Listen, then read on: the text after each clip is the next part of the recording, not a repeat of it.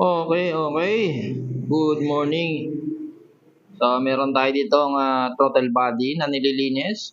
Galing yan sa Honda Click 125 na 60,000 na ang tinakbo. First time pa lang niya na lilinisin yung throttle body. So, ayan, yung panlinis po namin, gasolina lang. Tapos, yan, lahat ng sulok-sulok, nililinis. Meron kaming special tool para dyan. Special tool, brush lang naman yan. Siyempre, nabibili ang mga ganyan sa Shopee pa rin. Okay? Tatanong na naman kayo, bakit gasolina na naman panlinis namin? Ba't di kami gumagamit ng mga degreaser?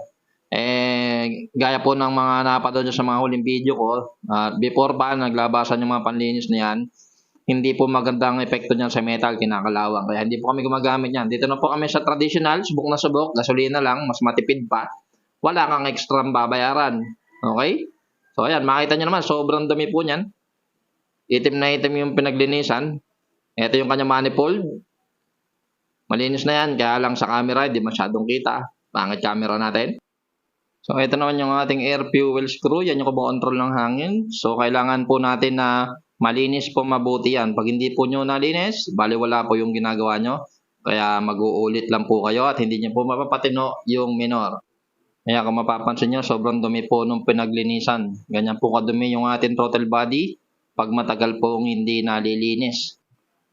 So, after pong linisin na yan po, i-diagnose natin yan. Makikita nyo po pag po ganyang bagong linis, sa sobrang tagal na madumi siya, mapapansin nyo yung minor niya hindi na magno-normal. Yan po.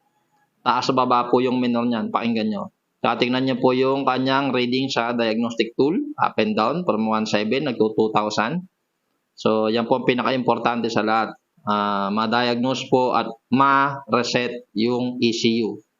So, ito na yung part na i-reset natin yung kanyang ECU. Hindi po pwede dito yung clear data lang, no? Kailangan po reset ECM. Yun po ang gagawain. Para po may balik yung factory standard na parameters ng ECU. Sa ganun po, may babalik natin yung normal na minor at may babalik po natin yung dating konsumo nyo ng gas. Kung napapansin nyo po, pag madami yung throttle body nyo, pag tumatagal na hindi kayo nagpapalinis, lumalakas po ang konsumo ng gas. So, yun po ang purpose, kaya po natin i-reset yung ECU. Ibabalik yung factory setting para may balik yung dating konsumo ng gasolina mo at maging normal na lahat ng parameters. At maiwasan nyo po yung doble-dobleng pagbabayad kapag po nagpalinis kayo dun sa mga walang diagnostic tool. Sa usually po, ganun na nangyayari. Pupunta po dito sa amin, papareset ng ECU. Bakit?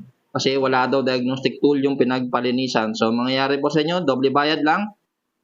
May papayo po namin sa mga kapwa namin mekaniko kung maaari po mag-invest po kayo ng diagnostic tool. Napaka-importante po nito sa panahon ngayon dahil panay FI na po ang ginagawa natin. So, ito na po. After natin ma-reset ang ECM, tingnan po natin kung may nagbago. Ayan, makikita nyo po, normal na po yung kanyang minor. Nasa 1.7 plus or minus 100. Yan po ang normal. Kaya goods na po itong kanyang motor.